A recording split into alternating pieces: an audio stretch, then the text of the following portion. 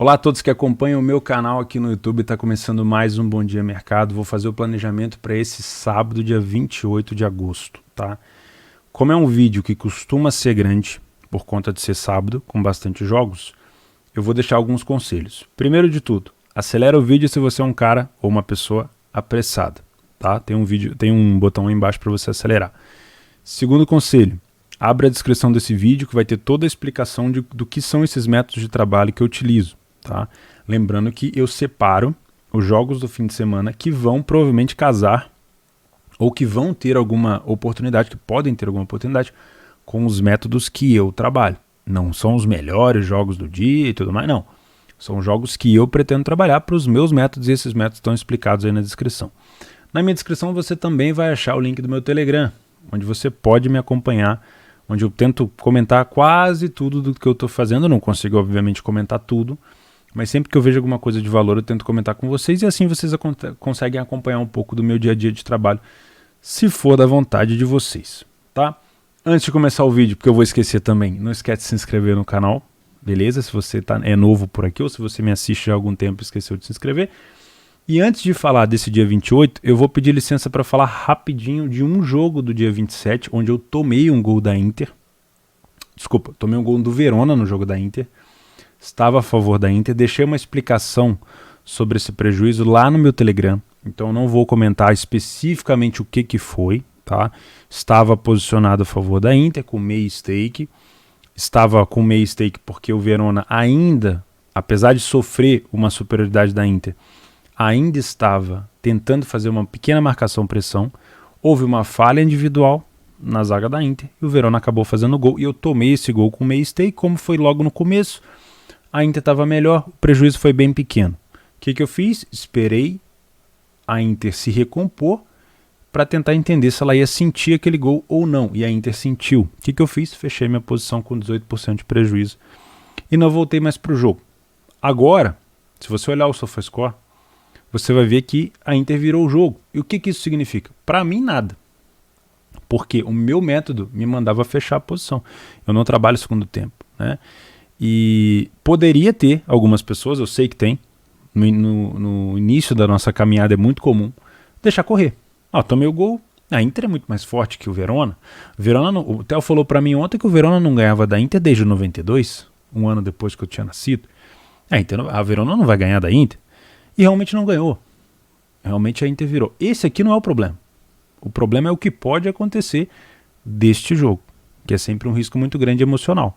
Porque nem sempre o favorito vai empatar, nem sempre ele vai virar, né? O meu método manda eu fechar a posição e não tinha leitura mesmo. Depois que a Inter tomou o gol, a Inter ficou ainda pior. A cotação da Inter subiu muito, corrigiu muito. Meu prejuízo iria aumentar ali mais 50% se eu tivesse deixado. E a Inter foi marcar só no segundo tempo num gol de lateral. E aí depois no final, Joaquim Correa, que foi trago pelo próprio Simone Inzaghi, que veio da Lazio, trouxe para a Inter e ele fez 2 gols no final. Acabou virando o jogo para o time da Inter. Mas o que eu quero deixar de dica para vocês é, isso aqui não é uma situação horrível, não estou criticando quem tomou o gol e deixou correr, porque isso aqui é uma situação comum até, né? Não sejamos hipócritas. Essa situação de tomar um gol do favorito, deixar correr, o favorito virar e a gente enfiar o dinheiro no bolso e fingir que nada aconteceu, cara, é uma situação que eu já fiz muito no início da minha caminhada. O problema é quando isso não acontece, é quando a Inter não vira, é quando o resultado do favorito não vem. E aí a gente fica se culpando por ter deixado correr, e aí às vezes a gente vai tentar de novo e vai acontecer de novo, e aí a gente vai se culpando emocionalmente. Você imagina você tomar um prejuízo desse numa sexta-feira e entrar num sábado cheio de jogos, e você se fode por conta de um jogo que você às vezes nem vai lembrar, você só está lembrando do prejuízo, você não vai lembrar nem da situação. Você vai lembrar só do prejuízo, você vai ficar tentando recuperar. Então, tá lá no meu Telegram explicado, tá lá o meu prejuízo, o tamanho do prejuízo. Eu costumo compartilhar muito mais os meus prejuízos no Telegram do que ficar mostrando lucro, tá? Porque eu quero, de alguma forma, utilizar o prejuízo para tentar passar algum aprendizado. Hoje, é lógico, eu não gosto de tomar gol. Eu não tenho pé de dinheiro em casa para ficar nascendo dinheiro o tempo todo. É ruim perder dinheiro. Mas é uma situação onde eu preciso saber lidar. Tomei, beleza, Foi erro da Inter, minha leitura particularmente achei que estava correta. Poderia até ter um pouco mais de superioridade da Inter, mas se tivesse eu estaria com a stake cheia. O Verona se aproveitou do erro, marcou e bola para frente. Beleza? Então, toma cuidado não com esse tipo de jogo, mas com o que você faz depois de tomar um prejuízo. Você é aquele cara que confia, vira torcedor, às vezes vai dar certo, como o jogo de hoje. Às vezes não. E aí você vai quebrar. Beleza? Show? Só para comentar mesmo. Não vou comentar sobre os outros jogos da Bundesliga, eu deixo para comentar na próxima rodada, porque a gente tem muito jogo pela frente. E eu vou, obviamente, lembrar vocês que esse aqui é o meu planejamento pessoal. Não quer dizer que os jogos que eu vou trazer aqui sejam os melhores, tá? É só o dos meus métodos, como eu já falei para vocês. Não esquecem de acelerar o vídeo se tiver muito devagar. Beleza? Bom, às 8 eu vou pelos horários. Para mim é muito mais fácil. Não, eu vou pelas ligas, tá? Vou começar aqui pela liga inglesa, que eu não tenho tanta aptidão para fazer, mas agora, por exemplo, o Cristiano Ronaldo foi confirmado no United. O City parece que desistiu da negociação, o United foi lá, deu a cartada, o Cristiano Ronaldo fechou e o United agora contratou o Cristiano depois de 12 anos. O Cristiano foi melhor do mundo lá, foi 3 vezes campeão da Premier League, jogou muito. Vamos ver como é que vai ser. Talvez agora o United seja um time para ficar mais de olho. Vai ter muito mais, além do que já tinha, né? Vai ter muito mais liquidez, muito mais olhos, muito mais gente no mercado, muito mais torcedores, enfim. Vamos aproveitar, vamos tentar aproveitar alguma coisa, tá? Falando do City, o City tem um confronto contra o Arsenal.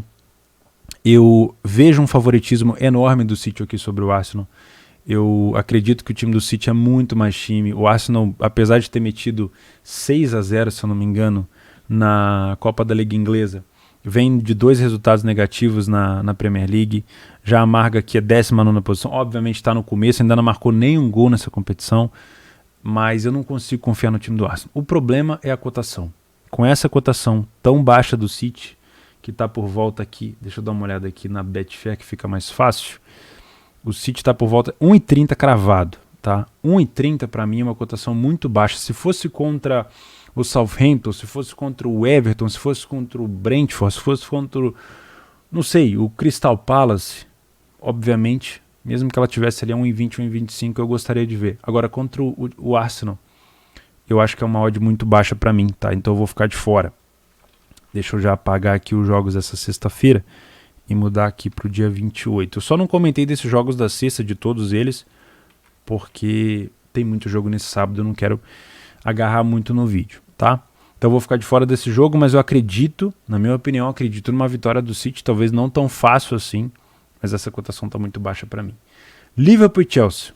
Esse jogo eu quero trabalhar gols, porque eu sei da intensidade que o Klopp consegue colocar nos seus jogadores, sei da importância desse jogo para as duas equipes. Os dois times dessa temporada vão brigar por título, na minha opinião. O Liverpool voltou a jogar bem com, obviamente, a volta do Van Dijk. O Chelsea fez excelentes contratações, acabou de ganhar a Supercopa da UEFA, acabou de ganhar a Champions League. Trouxe o Lukaku, que é um dos melhores atacantes do mundo hoje em dia. Faz muito bem o pivô, usa muito bem o corpo, vira muito bem para qualquer lado, bate com as duas pernas, enfim. Um cara muito bom, com presença de área, que se encaixa muito no time do Chelsea. O Liverpool vai passar um aperto para tentar não deixar essa bola chegar no Lukaku. Então, para mim, esse jogo eu não vou buscar nada no match odds. Eu acho que isso aqui é jogo para gols, tá? Chelsea. Aí vamos de Bundesliga 2. Vou tentar passar rápido, porque geralmente é uma competição que eu falo demais. Bom, a impressão que eu tenho do Heidenheim essa temporada não é boa. Já não era boa na temporada passada. Na temporada retrasada, eles iludiram bastante a gente com aquela chegada na relegation, disputando contra o Bremen, aquele Bremen que acabou caindo na temporada passada, né? Ou seja, o Bremen namorou há 2 anos atrás e caiu ano passado. E o Heidenheim não está jogando bem. Eu vi um jogo do Heidenheim contra o Hansa Rostock, que foi um time que se fechou um pouco mais. O Heidenheim teve dificuldade. Eu vi um jogo do Heidenheim contra o Hannover 96, que é um time que vai dar muito mais espaço, que é muito mais corrido. E o Heidenheim também não aproveitou, acabou perdendo o jogo. Então, eu não consigo ter tanta confiança. O Hamburgo, apesar de ter empatado contra o Darmstadt, e eu avisei aqui que o Hamburgo poderia se complicar, cara, o time do Hamburgo é muito forte na bola aérea, é muito bom, agressivo, né? Então, assim, eu quero trazer esse jogo para gols, mas hoje, eu traria esse jogo para gols mais por conta do Hamburgo do que pelo Heidenheim, tá? Então vamos ter um pouco de cuidado na hora de analisar esse jogo no ao vivo para ver se realmente o Heidenheim está conseguindo aproveitar os espaços que o Hamburgo sempre deixa. Se sim, aí beleza. Aí eu venho Heidenheim. Aí eu venho para trabalhar o mercado de gols aqui. Lembrando, o Hamburgo começa muito bem as temporadas na Bundes 2 e acaba vacilando no final, tá? Holstein Kiel e Aue. O taxado jogo bosta da rodada. Por quê? Os dois últimos colocados. O Kiel só marcou 2 gols, o Aue também. O Kiel tomou 11 gols e o Aue 4. A defesa do Aue, hoje, ela é um pouco melhor do que a do Kiel. O Kiel sofreu demais com a saída de alguns jogadores, principalmente o Lee, que foi para o Mainz.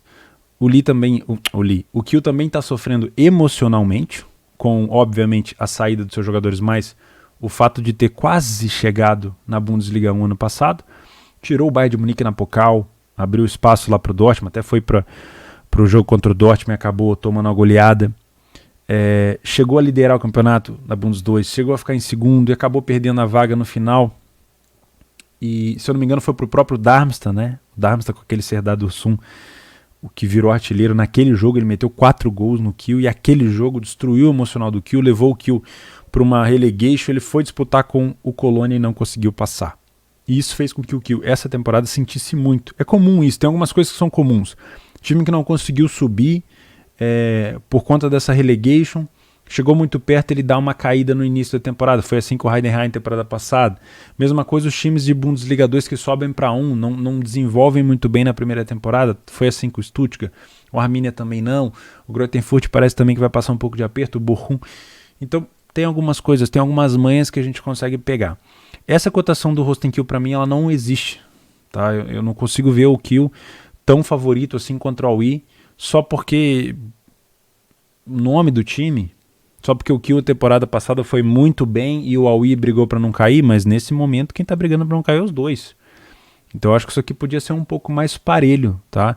Então para mim times que podem se complicar é o Kiel. Eu não vou indicar possível correção de preço aqui, nem vou colocar no mercado de gols, até pode ser um jogo para gols, mas eu vou preferir olhar ao vivo, mas eu não vou indicar isso aqui como possível correção de preço, porque eu não gosto de trabalhar o Match Odds na Bulls 2, eu acho arriscado. Então primeiro eu prefiro ficar de olho numa possível complicação, tá? E aí o que você usa com esses times que podem se complicar? Nada, você só dobra a sua atenção caso você queira trabalhar alguma coisa a favor do Kiel, tá? Darmstadt contra o Hannover, isso aqui é jogo para gols. Darmstadt e Hannover, apesar do Hannover não ter começado tão bem assim, o Hannover só tem 2 gols na competição, o Darmstadt já fez 8 e tomou 8 contra o Hamburgo no jogo passado, se não me engano foi 2-2, o Darmstadt que voltou a melhorar depois daquele início ruim por problemas com a pandemia, tá? E por último nós temos na Bundes 2 Schalke 04 e Fortuna Düsseldorf, um jogo com cara de Bundesliga 1 aqui dentro da 2, com cotações, na minha opinião, justas. O Schalke só tem uma vitória na competição, o Fortuna também. É um jogo para gols, tá? Apesar de tudo, apesar da fase, olhando ali embaixo, é um jogo para gols. São dois times que vão lutar muito para tentar subir. Eu não ficaria de fora aqui do mercado de gols, não, tá? Principalmente se tiver leitura para mim. Fortuna. Beleza? Acho que é isso. Na Bundesliga 1, vamos tentar passar aqui também, tem bastante jogos. Eu quero trabalhar, obviamente quero assistir pelo menos todos eles. O Leverkusen me mostrou uma bela exibição contra o Borussia Mönchengladbach na rodada passada. Foi, se eu não me engano, 3 ou 4-0. Deixa eu dar uma olhada aqui na partida do Leverkusen. Foi 4-0 para cima do Mönchengladbach, bateu agulhado. O Gladbach teve muitos problemas com lesões. Machucou o Thuram, machucou o Plea, machucou o Ginter. Né? Então teve algumas lesões complicadas, mas mesmo assim o Leverkusen marca muito bem pressão. É um time que também é ditado pela marcação-pressão. Também comentei sobre isso aqui no Brasil em alguns times. O Leverkusen é muito ditado pela marcação-pressão e contra-ataca muito bem com os seguintes jogadores. Com o Diaby, que joga agora pelo lado direito e vai centralizando na hora que ele sobe para o ataque. O Patrick Schick é o homem que costuma receber essas bolas dos homens das pontas, e o Leverkusen parece que não vai sentir tanto assim a falta do Bailey, que acabou sendo vendido para a Inglaterra. Aqui não está mostrando o Paulinho titular, mas eu acho que o Paulinho vai ter bastante oportunidade, o Paulinho brasileiro, nesse time do Leverkusen essa temporada. Para mim, é jogo para gols, mas eu tenho que ver só o mercado. Quando a gente tem um favoritismo aqui no mercado, e esse favoritismo nem é tão grande assim, o mercado às vezes costuma dar um pouco amassado, mas eu acredito que o Augsburg, que veio de um empate contra o Frankfurt e se safou de perder, porque o Frankfurt criou muita oportunidade de perigo, vai acabar tomando bastante gol aqui do Leverkusen, tá? Cologne Bochum é um jogo que eu vou trazer pro ao vivo. Eu ainda estou assistindo um pouco mais do Bochum nessa Bundesliga 1. Tive uma impressão um pouco ruim no primeiro jogo contra o Wolfsburg. No jogo contra o Mais já foi uma impressão um pouco melhor, né? Algumas jogadas individuais que começaram a encaixar. O Bochum é um time também muito individual, mas eu quero assistir, então esse jogo aqui vai ser só para leitura, para eu poder fazer algumas anotações sobre o Bochum, tá? Arminia Bielefeld contra Frankfurt. Eu gosto dessa cotação do Arminia para talvez trabalhar alguma coisa contra. Depende muito da entrada do Frankfurt. Por quê? O Frankfurt, apesar de ter um empate e uma derrota, ele jogou bem contra o Augsburg. O que foi o problema do Frankfurt? Pontaria. Perdeu muito gol. Muito gol. Isso não pode acontecer, né? Perdeu muito gol e, obviamente, você acaba sendo punido. Quase que o Augsburg fez um gol também. Mas eu vou trazer esse jogo aqui para leitura. Porque o Arminia, desde a temporada passada, ele tem adotado uma postura de um pouco mais recuado, de se defender um pouco mais. Não é mais aquele time louco da Bundesliga 2 há 2 temporadas atrás. Então, não estou descartando completamente trabalhar gols aqui, mas é possível que eu trabalhe apenas no jogo ao vivo, se eu realmente ver que o Arminia está saindo muito para o jogo. Tá? Não vou trazer para cá não. Mas o Greuther Fürth é outro jogo que eu gostaria de assistir, mais um time da Bundes 2 que subiu. Eu vi o primeiro jogo, eu não vi o primeiro jogo do Greuther Fürth com o Stuttgart no primeiro jogo, que eles tomaram de 5, mas eu consegui assistir o segundo jogo do Greuther Fürth com a Arminia, que eu acho que foi empatado, tá? Mas eu acredito que a saúde do Mais está um pouco baixa. Talvez esteja influenciado pelo Mais ter ganhado do Leipzig, só que o Mais perdeu para o Bochum, que também veio da Bundes 2. Então acho que a saúde do Mais está um pouco baixa. É claro, a defesa do Greuther Fürth não é confiável, tá? Se eu tivesse que colocar alguma coisa aqui, seria gols, tá? Principalmente por conta da defesa do Greuther Fürth. Mas eu gostaria de assistir esse jogo para fazer algumas anotações sobre o Fürth, tá? Stuttgart e Freiburg, jogo para gols. Assim na lata? Assim na lata. Por quê? O Stuttgart não sabe se defender sem contra-atacar. Então qualquer situação, qualquer estilo que o Stuttgart adote nesse jogo, se quiser jogar só com linha alta, ele vai tomar conta do bom time do Freiburg. Se ele quiser jogar recuado, ele vai aproveitar os espaços que o time do Freiburg vai proporcionar. O Stuttgart que construiu um saldo de 5 gols no primeiro jogo e tomou uma goleada de 5 no segundo. Tá aqui os jogos do Stuttgart. Ó. Primeiro jogo. Cadê? Aqui, ó. Primeiro jogo 5-1 para cima do Fürth. Segundo jogo 4-0 ele tomou do time do Leipzig, tá? E por último, Bayern de Munique e Hertha. Com essa cotação do Bayern aqui, a gente até pode ter uma oportunidade para trabalhar o back favorito no primeiro tempo. Qual é o problema? É a defesa do Bayern, né? O Hertha, obviamente, não tem um time excepcional, mas o Bayern de Munique ainda bate um pouco de cabeça com o Schul, né? Não é, o Upamecano não é ruim, é que com o Julian Nagelsmann ele joga um pouco mais adiantado e, obviamente, o Bayern vai dar um pouco mais de espaço. Então, é bom tomar um pouco de cuidado. Vou até deixar um asterisco aqui. É provável que ganhe, mas é bem provável que tome gol também, tá? Passando para a Série A italiana. Lazio e Spezia. A Lazio do Maurizio Sarri, que foi treinador da Juventus e acabou saindo e volta para treinar a Lazio do Inzaghi, que foi para Inter de Milão. Bom, o time do Spezia vocês já sabem, eu já comentei aqui, é um time muito aguerrido, vai bastante para frente. Eu acho que pode complicar. que pode complicar a vida da Lazio, mas eu não trago a Lazio aqui para um back favorito no primeiro tempo, de jeito nenhum. Por quê? Quem assistiu o jogo da Lazio com o Empoli provavelmente não gostou do que viu. Foi a mesma coisa da Inter com o Verona. Ah, mas a Lazio venceu de 3-1. Deve ter sido, né? Se eu não estou enganado, o primeiro jogo foi 3-1. Aqui, ó, 3-1. Mas, na minha opinião, não me convenceu. Tá? O Empoli teve muita oportunidade de perigo. Para esse time do Spezia aqui, que também joga muito bem com as linhas altas, é claro, a Lazio deve ganhar o jogo. Mas, para essa cotação, com o estilo de jogo que a Lazio está adotando agora, que ainda está se adaptando, somado ao estilo de jogo que o Spezia tem, de se lançar, de fazer uma linha mais alta, até de tentar fazer um pouco de linha de impedimento alto, pode ser um jogo um pouco mais para gols. Então eu ficaria de olho aqui também no mercado de gols, tá? Atalanta e Bolonha, mercado força, mesma cotação do jogo entre Lazio e Spezia. A Atalanta não fez um bom jogo inicial contra o Torino. Eu não vou trazer a Atalanta aqui para um back favorito no primeiro tempo por conta dessa impressão negativa que ela me passou. Não estou dizendo aqui que a Atalanta é um time ruim, pelo contrário, eu sou um dos primeiros fãs da Atalanta, sou um dos primeiros a defender a Atalanta. Fiquei muito feliz com o sorteio da Champions da Atalanta que eles pegaram. Inclusive vão enfrentar o United, né? Vão enfrentar o Robozão, mas o time do Bolonha não é besta. O time do Bolonha é bom de bola aérea, tem bons jogadores ali na frente. Então eu acredito que também é um jogo para gols, tá? Nem todo jogo que eu coloco aqui para gols eu vou trabalhar.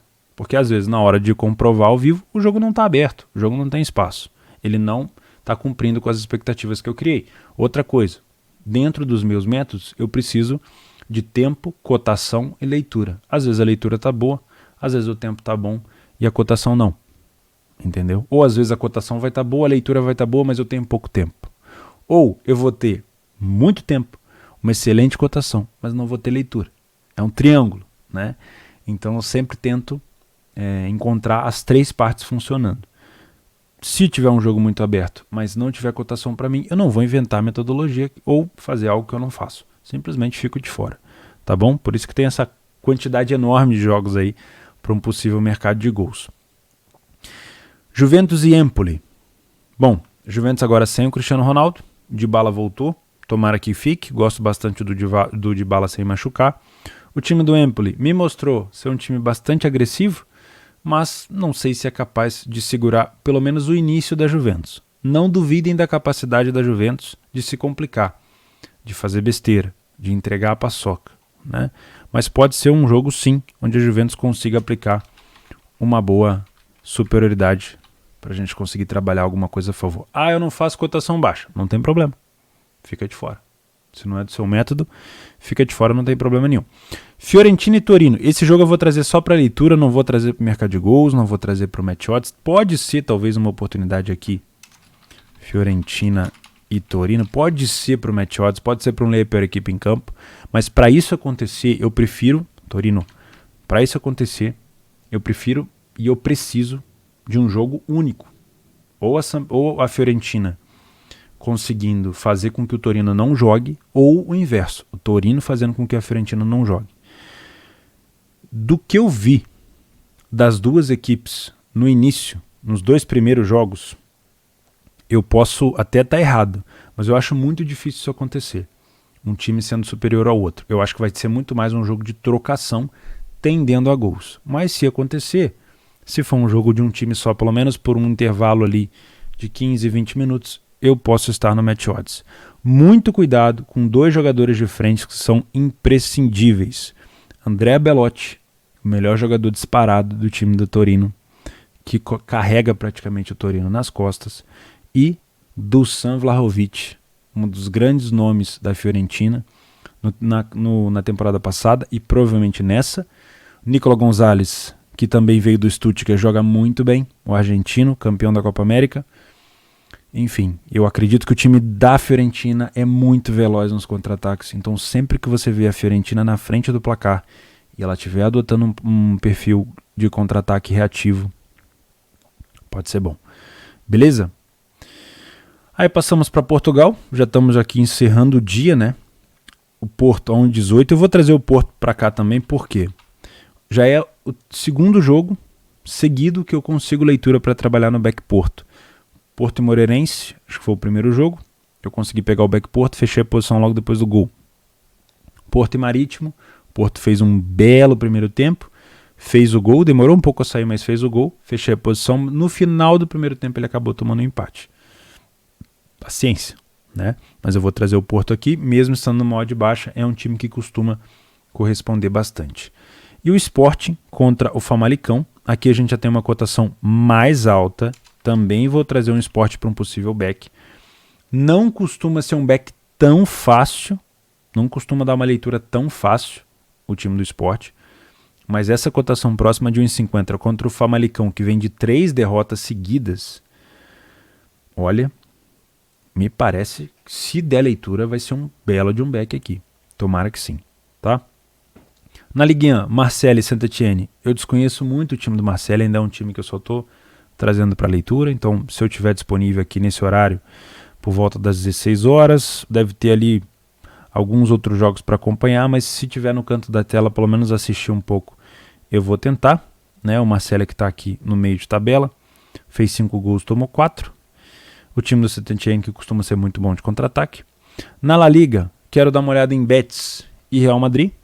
Eu fiz algumas anotações há alguns dias atrás falando que o Real Madrid pode se tornar um bom time para alavancagem e para mercado de gols. O último jogo, o Vinícius Júnior jogou demais, tá? Então eu vou trazer esse jogo aqui para o mercado de gols. Betis e Real Madrid. Por quê? Porque eu ainda não confio nessa defesa do Real. Falha demais, bate muita cabeça ainda, mas o ataque do Real está melhorando. E vamos fechar então com o Brasileirão.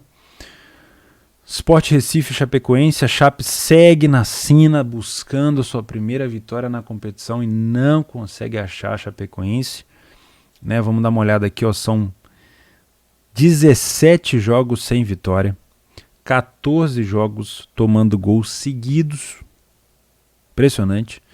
O Sport são 3 jogos sem vencer e não marca há 3 jogos o time do Sport. Então assim, troféu jogo de merda da rodada. Tomara que não. Tomara que não. Tá? Para esse tipo de jogo eu não tenho outra coisa a se fazer, a não ser trazer para um possível ler pela equipe em campo, se der leitura, obviamente. O time da Chape até costuma sair na frente, cara. Mas ele toma um empate, é impressionante. O time tá zicado mesmo.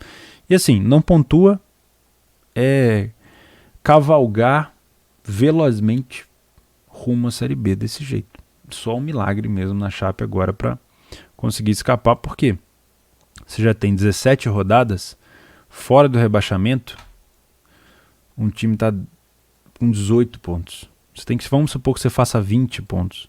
Você ainda precisa de muitos pontos. O Chapecoense tinha que virar agora, tipo, o disco completamente, é uma parada muito difícil, né? Outro jogo que nós temos é Santos e Flamengo. Aqui eu traria para o mercado de gols também, mas aqui no Brasil, sempre que eu falo de mercado de gols, eu estou falando provavelmente de um jogo para 3 gols no máximo, tá? Porque é muito comum que no Brasil o time dá uma sentada no resultado. O Diniz vem muito ameaçado, a torcida cobrando demais. O time do Flamengo é um time que ainda tem essa questão da marcação-pressão. Eu sempre falo com vocês, todo jogo do Flamengo, prestem atenção em como o Flamengo está marcando. Enquanto a marcação-pressão do Flamengo estiver encaixando, é possível dar back no Flamengo, é possível trabalhar contra o adversário. Se o Flamengo não conseguir fazer a marcação-pressão, tiver espaçado e ele começar a correr para trás, recuar as linhas, o Flamengo vai ter dificuldade. E ele vai querer jogar no contra-ataque. Tá? Por isso que eu espero mais um jogo para gols do que para match odds, mas do que eu vi do Santos contra o Libertad, do que eu vi do Santos contra o Atlético Paranaense, o Santos tá muito mal. Vamos ver se talvez com o possível retorno do Marinho, não sei se para esse jogo o Santos começa a dar liga, mas o problema do Santos é complicado. O Santos quer sair lá de trás, aquela jogada do Diniz, dependendo de uma marcação-pressão, se funcionar, se conseguir sair do bloco de marcação-pressão do Flamengo, vai ter espaço, pode achar gols. Mas se o Flamengo recuperar essa bola, o time do Santos pode se complicar. Tá? Acho a odd do Flamengo justa, por tudo que vem fazendo e pelo que o Santos vem jogando. Tá? Grêmio e Corinthians, jogo dificílimo, jogo para um ler pela equipe em campo também. Nesse momento, eu vejo o Corinthians até um pouco melhor, mesmo o Grêmio tendo feito um bom primeiro tempo contra o Flamengo. O Corinthians vem de 4 jogos sem perder e 4 jogos sem conceder gols, tá? E o Grêmio, no confronto direto aqui, né, nos dois no head-to-head, jogos um contra o outro, o Grêmio não perde há 6 jogos e o Grêmio não toma gol do Corinthians há 6 jogos. Parece ser um jogo bastante under. Ó, nos últimos 6 jogos foi menos de 2,5. Nos últimos 6 confrontos, o Grêmio não perdeu e também não tomou gol. E no confronto geral, sem ser contra o Grêmio, o Corinthians não toma gol a 4 jogos. É isso mesmo? É isso mesmo, ó. 0-0, 0-0, 0-0, 0-0. Quem sabe a gente não encontra aí um 0-0. Não é ruim o 0-0 não. Se der leitura pra gente no Match Odds, excelente. E pra fechar, Palmeiras e Atlético Paranaense. Qual é o time do Atlético Paranaense que vai a campo? É isso que eu quero saber. Se você é torcedor do CAP, me ajuda aqui embaixo. Qual é o time do CAP que vai entrar em campo? É muito importante saber isso. Porque o CAP tem um jogo da volta da Copa do Brasil. Deixa eu dar uma olhada quando que vai ser esse jogo. Se vai ser muito espaçado. Atlético Paranaense no jogo da volta contra o Santos. Eu acho que não é por agora, né? Acho que é só dia 15. Então dá para levar o time completo. Se for o time completo, o Palmeiras vem bastante mordido da derrota para o Cuiabá. Palmeiras viu o Atlético Mineiro abrir uma vantagem boa na liderança. O Palmeiras vem de 3 derrotas seguidas. É isso mesmo? Não. Ah, não, Brasileirão, ó. Perdeu pro Cuiabá, perdeu pro Galo e perdeu pro Fortaleza. É isso mesmo. 3 derrotas seguidas. Só venceu o São Paulo na Libertadores. Só. Foi uma vitória do caralho. Mas mesmo assim. E o CAP perdeu só nesse campeonato. Perdeu do Corinthians, perdeu do Cuiabá, perdeu do São Paulo. O CAP costuma sair atrás quase sempre. Eu até tinha comentado antes do jogo do Santos. O CAP costuma sair quase sempre atrás do placar. Isso é uma coisa ruim. Tá, então, essa cotação de 1,60 do Palmeiras para o time reativo que tem o CAP, eu até acho justo pelo elenco, mas o CAP não é um time ruim.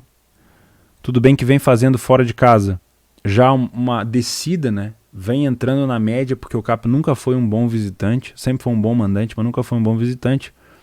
O Palmeiras é um bom visitante. Essa cotação de 1,60 me parece um pouco justa, tá? Mas eu não traria esse jogo para o Match Odds. Talvez seja um jogo só para leitura mesmo. Beleza? Pessoal, 32 minutos de vídeo. Eu vou ficando por aqui. Eu nem sei se o meu programa está gravando ainda. Tomara que sim. Está travado aqui a minha tela. Eu vou pausar a gravação por aqui. Espero que você tenha um bom sábado de trabalho. Não esquece de se inscrever nesse canal. Se quiser me acompanhar no Telegram, o link está aqui embaixo. E um grande abraço.